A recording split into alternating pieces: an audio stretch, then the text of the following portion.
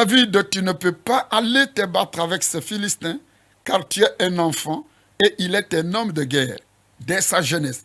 David dit à Saoul, ton serviteur faisait paître de brebis de son père, et quand un lion ou un ours venait enlever une du troupeau, je courais après lui, je le frappais, j'arrachais la brebis de sa langue. S'il se dressait contre moi, je le saisissais par la gorge et je le frappais et je le tuais. C'est ainsi que ton serviteur a terrassé les lions et l'ours, et il en sera du Philistin, cet incirconcis, comme l'un d'eux, car il a insulté l'armée du Dieu vivant. David dit encore, Éternel qui m'a délivré de la griffe du lion et de la patte de l'ours, me délivrera aussi de la main des Philistins. Et Saoul dit à David, va et que l'Éternel soit avec toi. Voilà. Ici, David commence la guerre de la parole. C'est au niveau de ses lèvres qu'il proclame la victoire. Il dit à Saoul, ne regardez pas ma taille, ne dites pas je suis tout petit, j'ai la conviction, et il commence à s'assumer. Il dit à Saoul par sa bouche, je le battrai. J'ai déjà combattu avec le lion à la forêt, j'ai vaincu. Notre Dieu est puissant. Celui qui m'a aidé à la forêt contre le lion m'aidera contre cet incirconcis. C'est déjà la première sémence, la première étape de la victoire. Avant que la victoire ne s'accomplisse, c'est d'abord la parole. La parole ou les paroles, l'impact des paroles de David. Ces paroles de David finissent par céder, finissent par convaincre Saoul. Et Saoul lui dit, va, que Dieu soit avec toi. La parole, la détermination, la déclaration joue un grand rôle. La parole dans les médias, la parole que je tiens dans la rue, la parole que je tiens devant mes enfants, la parole que je tiens comme politicien, la parole que je tiens comme pasteur, ça a un grand impact dans ma vie, sur ma destinée, sur ce que je fais. Mais beaucoup de gens négligent l'importance de la parole. C'est pour cela qu'ils versent dans de vaines paroles, tout en ignorant que la parole est une sémence. La parole peut vous pousser au découragement. La parole peut être le signe de votre échec. Ici encore, la guerre de la parole commence. Je saute le verset 43. Le Philistin dit à David, suis-je un chien pour que tu viennes à moi avec des bâtons? Et après l'avoir maudit par ses dieux, il ajouta, viens vers moi et je te donnerai ta chair aux oiseaux du ciel et aux bêtes des champs. David dit aux Philistins, tu marches contre moi avec l'épée, la lance et le javelot, et moi je marcherai contre toi au nom de l'Éternel des armées, du Dieu de l'armée d'Israël que tu as insulté. Aujourd'hui, c'est David qui dit, aujourd'hui l'Éternel te livrera entre mes mains. Je t'abattrai et je te couperai la tête. Aujourd'hui, je donnerai le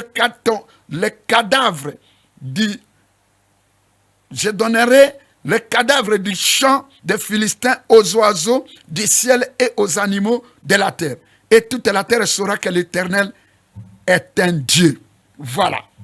Et toute cette multitude saura que ce n'est ni par l'épée, par la lance que l'Éternel sauve, car la victoire appartient à l'Éternel et vous livre entre vos mains, entre nos mains. Voilà. La parole, à partir de la parole, David terrorise Goliath. Goliath s'approche de David par la parole. Suis-je un chien? Quand Goliath l'a vu avec une lance-pierre, Goliath dit, mais suis-je un oiseau pour que tu viennes avec la lance-pierre? La lance avec une pierre? Il dit, non, je couperai ta tête. Goliath dit, je vais te tenir par ma main et te jeter. Toi, un petit comme ça, au lieu qu'on me donne de grandes personnes. Et maintenant, cette parole-là, au lieu d'intimider David, David est connaissant, il ne regarde pas la grandeur de Goliath, mais il lui oppose une parole. Il dit, moi, je m'approche de toi au nom de Dieu. Je ne peux pas me décourager devant toi, la grande maladie. Qui est-tu, grosse montagne, devant Zorobabel? comme disait Zacharie dans Zacharie 4. Mais beaucoup d'enfants de Dieu, beaucoup de personnes, devant une situation, ne fût-ce qu'à les écouter parler, vous voyez déjà qu'ils ont échoué. À partir de la parole, vous pouvez vaincre l'ennemi. À partir de la parole, de ce que vous dites, vous pouvez baliser le chemin. Quand la Bible dit, la vie et la mort sont au pouvoir de la langue. David dit aujourd'hui, je m'approche de toi au nom de l'Éternel des armées. Je te couperai la tête. Avant de lui couper la tête, David a parlé. C'est comme Dieu lui-même. Avant que Dieu n'accomplisse quelque chose, il disait que la lumière soit. Et la lumière fut. Qu'est-ce que tu dis pour ta vie? Qu'est-ce que tu dis pour ton pays? Qu'est-ce que tu dis pour ton avenir? Il y en a qui, en les écoutant seulement, ils se maudissent eux-mêmes des vaines paroles. Ce pays, Mbokoye Kobongate, ce pays ne réussira pas. Je suis venu accompagner les gens. Je suis déjà maudit. Je suis déjà ceci. Même les paroles de prophètes. Toujours des découragements. Je t'ai vu dans un trou noir. Je t'ai vu, on t'a ligoté. Mais est-ce que tu n'as pas vu mon Dieu? Tu peux te lever et dire, malgré ces Goliath-là, malgré ce que tu as vu, je suis un homme. Je réussirai. J'ai mon Dieu. Je prierai. Mon Dieu est plus puissant que tout cela. Voilà à partir de la parole. C'est pour cela que vous voyez la puissance de la parole même dans les domaines sportifs. Lorsque les gens sont en train, lorsqu'il y a un match et que l'équipe adverse est là, l'équipe qui va crier beaucoup pour les sportifs qui vont crier beaucoup sont en train de pousser les joueurs à la victoire. Même l'armée au front, ce que vous dites, ce que vous écrivez, ce que vous dites peut décourager, démoraliser ou bien renforcer. Et ici, la puissance de la parole, l'impact de la parole de David commence à terroriser Goliath. Mais ce petit me dit, il ne vient pas seulement avec la lance, il vient au nom de l'Éternel. Et Goliath commence à trembler. C'est pour cela que David a eu la victoire. Et Salomon, qui est fils de David, connaissant les témoignages de son père et tous les combats, il dit non, tel que mon père m'a raconté, il y a un pouvoir dans la langue. La vie et la mort sont au pouvoir de la langue. Ce que vous dites, c'est ce qui vous arrivera. Je vois comme si je vais mourir. Je ne vois pas clair dans cette histoire. Pourquoi tu es en train de paniquer? Toi, tu as un Dieu. Oh, Mbokoye Kobongate, ce pays ne marchera pas. Comment ça ne marchera pas? Dieu nous a donné toutes les richesses. C'est à toi de te lever. S'il y a un combat, à toi de te lever. D'opposer des paroles. De dire non, nous avons Dieu. Dieu est avec nous. Si Dieu est avec nous, qui sera contre nous? Je ne suis pas né pour échouer. Mais lorsque tu as un prophète qui te dit non, tu mourras, il faut le chasser. Est-ce que tu n'as pas vu? Nous avons Ézéchias, j'ai parlé d'Ézéchias ici, dans Ésaïe, je crois, Ésaïe 38, si je m'abuse, où Ésaïe vient lui dire, tu mourras. Ézéchias se dit, non, j'ai encore envie de vivre. Je ne peux pas mourir comme ça trop tôt. David dit, je ne mourrai pas, je vivrai et je raconterai les merveilles de l'Éternel. Même lorsque vous êtes face à un danger, sachez que votre parole, sachez que vos lèvres peuvent vous amener à la mort, tout comme elles peuvent vous amener à la vie. Des paroles de malédiction que vous prononcez sur vos enfants, sur votre travail, sur votre famille. Quelle espèce de famille nous avons ici? Quelle espèce de père j'ai eu? Quelle espèce de mari? Non, toutes ces paroles-là sont des semences qui peuvent créer la mort. Beaucoup de gens sont maudits. C'est pour cela qu'il convient à ces témoins, pour que Dieu accomplisse ce qu'il a prévu, pour que Dieu achève ce qu'il a planifié. Tu as besoin de révoquer toutes les mauvaises paroles qu'on a prononcées contre ce pays. Quelqu'un qui est né dans ce pays, un pays immensement riche, dit Mbokoye Kobongate, pendant que c'est lui-même qui est en train de salir. Mais il dit, ça ne marchera pas. Comment ça ne marchera pas? Nous avons tous les leviers de développement. Nous avons des rivières, nous avons des gens, des jeunes, des ceci. Ça ne marchera pas. Pourquoi? Des vaines paroles. C'est pourquoi Jésus même dit, quand vous priez, ne multipliez pas des vaines paroles. Mais quand vous priez, dites que ton règne vienne. Alléluia. Que ta volonté soit faite sur la terre comme au ciel. comme tu nous as donné des diamants, de l'or et ceci. Ça, ce sont les signes de développement. Tu m'as créé homme, je suis fort, j'ai 2 pieds et 2 mains. Non, je ne mourrai pas, je vivrai, je travaillerai, je me lèverai, quels que soient les Goliaths qui s'élèvent contre moi, de la maladie, des ennemis, mais avec Dieu, tant que je suis fort, je ferai quelque chose. Voilà, bien-aimé, tu n'as pas besoin de prononcer des paroles négatives pour ta vie, pour tes enfants. Hein? À ton enfant, moi, cet enfant n'ira nulle part. Toi aussi, est-ce que tu es une personne? Mais comment elle n'est pas une personne? Elle a la tête et les pieds et tout. Qui est né avec le bien de ce monde? Non, il y a des paroles qui découragent toute une nation. Il y a des paroles qui peuvent décourager toute une famille. Il y a des paroles qui peuvent décourager même les héros. Il y en a même, quand ils ne savent pas, ils se complotent. Il y a une équipe contre l'équipe de leur pays. Et ils s'arrangent derrière l'équipe adverse pour commencer à applaudir. Et ils prononcent n'importe quelle parole, même des mensonges, des futilités. Et les gens sont découragés.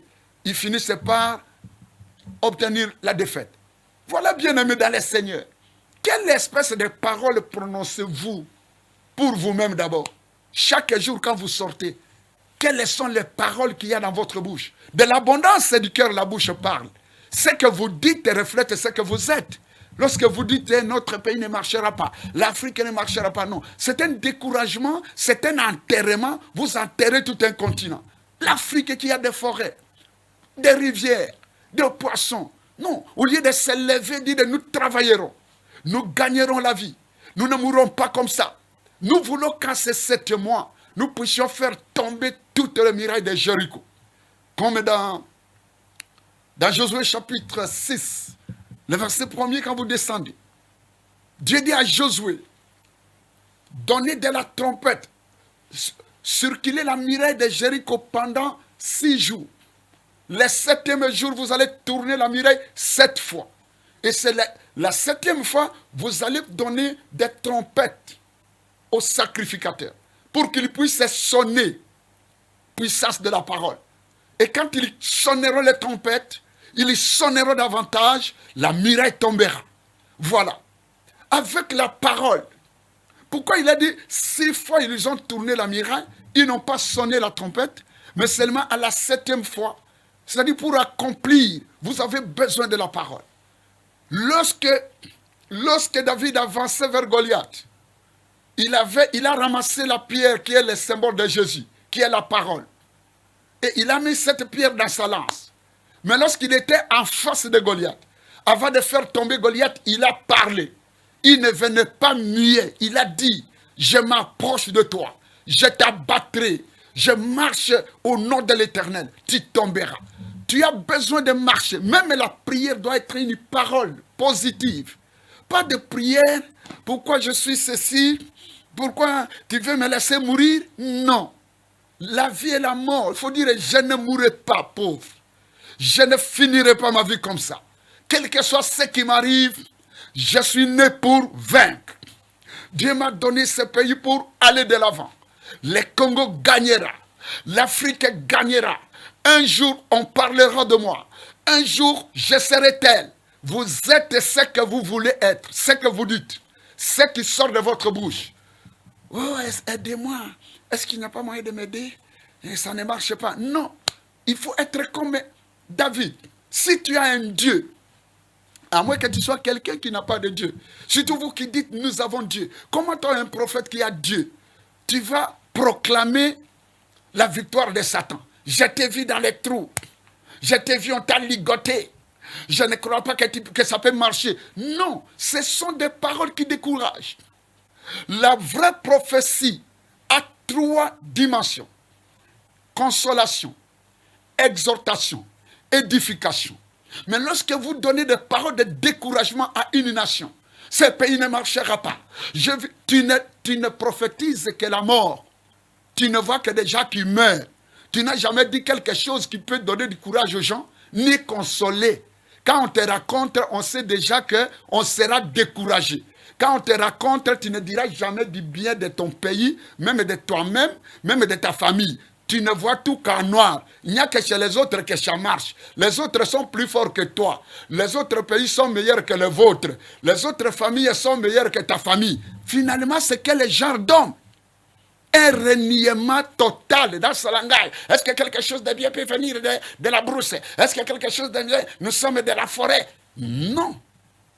Bien-aimés dans les seigneurs, à ce 7e mois, vous devez sonner la trompette. Vous devez donner, ayez des paroles de victoire, des paroles d'encouragement.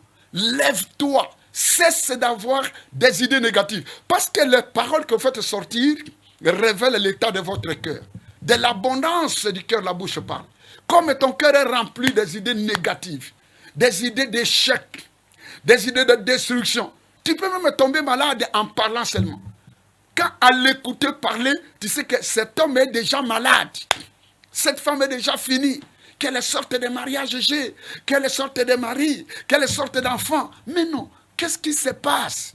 C'est à toi de t'élever. Il y en a qui ont besoin d'avoir un mari, tu en as déjà. Il y en a qui ont besoin même d'avoir un pays, nous en avons. Il y en a qui sont des réfugiés. Il faut travailler, il faut se lever, il ne faut pas se décourager devant Goliath. Voilà, bien-aimés, cette parole, la puissance de la parole. Beaucoup de gens négligent cet aspect-là. Psaume 118, 17. J'aime bien ça. Les paroles de David. Même face à son fils Absalom, qui se révèle contre lui, Achitophel, le mauvais conseiller, dit déjà à Absalom d'aller prendre la femme de son père pour le décourager. David ne se décourage jamais. Même face à l'ennemi. Écoutez ce qu'il dit. Les ennemis l'entourent. On lui dit même ton fils est du nombre. Il dit non, je ne mourrai pas. Psaume 118. Psaume 118. Le verset 17. Même toi qui es à l'hôpital, tant que tu respires, tout est encore possible. Même si tu n'as encore rien eu, tu es un homme, tu es vivant. Ne te décourage pas. Il ne faut pas aller dans les groupes de gens qui te découragent. Associe-toi avec des gens comme Élisabeth. Lorsque Marie a reçu la prophétie qu'elle sera grosse, elle aura un enfant, alors qu'elle n'avait même pas encore connu d'homme. Elle a dit, elle est allée chez Élisabeth. Et Élisabeth lui a dit, tu peux réussir. Et au même moment, l'enfant a bougé. Quelqu'un qui peut bouger votre esprit, quelqu'un qui peut vous encourager, qui peut vous donner la chair de poule, quelqu'un qui vous reconnaît. Oh, tu es ceci, tu es capable de faire quelque chose. Tu t'associes avec celui-là. La vie et la mort sont au pouvoir de la langue. À partir d'aujourd'hui, il faut rejeter toutes les paroles négatives. Prononcez de bonnes paroles pour vous-même. Psaume 118, verset 17. Je ne mourrai pas, je vivrai et je raconterai les œuvres de l'Éternel. Voilà. Même face à des difficultés, ne soyez pas découragés. Voilà, bien-aimés, pour ce mois. Il faut faire tomber la muraille de Jéricho, il faut la tempérer. Pour faire tomber la muraille qui bloque votre vie, pour que vous voyez l'accomplissement de bonnes choses, à partir de votre façon de parler, ayez des paroles de bénédiction, prononcez des paroles pour votre pays, des bonnes paroles. Nous avons un beau pays, j'ai une belle famille, je suis né bien, je suis beau, je suis fort, je suis capable de faire des choses. Dieu ne s'était pas trompé pour me placer ici. J'ai un rôle à jouer. Et vous verrez cela s'accomplir. Ne vous découragez jamais tant que vous êtes vivant. Prononcez des paroles bonnes. Et n'acceptez pas que quelqu'un prononce des mauvaises paroles contre votre vie, contre votre destinée, contre votre famille. Le Congo sera toujours à la hauteur de ce que Dieu a voulu qu'il soit. Le Congo gagnera toutes les guerres. Le Congo sera un grand pays au centre de l'Afrique. Au Congo, beaucoup de gens viendront même de l'Europe à cause de ce que nous avons. Dieu nous a déjà bénis. Le Congo restera toujours debout. Quelles que soient les guerres, quelles que soient les difficultés, que les Congolais soient debout et soutiennent l'armée. L'Afrique sera toujours debout. Que Dieu vous bénisse partout où vous êtes. Apôtre Joseph Michel, Omega, Église de la Place du Salut, à Kinshasa sur Kigoma 35, dans la commune de Kinshasa. Si vous tapez Église Place du Salut, vous allez suivre sur YouTube nos prédications et beaucoup de surprises. Donc aujourd'hui, je prononce des paroles de bénédiction pour vous, que Dieu accomplisse de grandes choses dans votre vie, vous qui me suivez. Vous devez réussir, vous devez gagner. Vous n'êtes pas venu dans ce monde pour seulement souffrir. Que ce mois soit le mois d'accomplissement de ce que vous avez longtemps attendu. Soyez bénis. Merci. Above all powers, lifted up.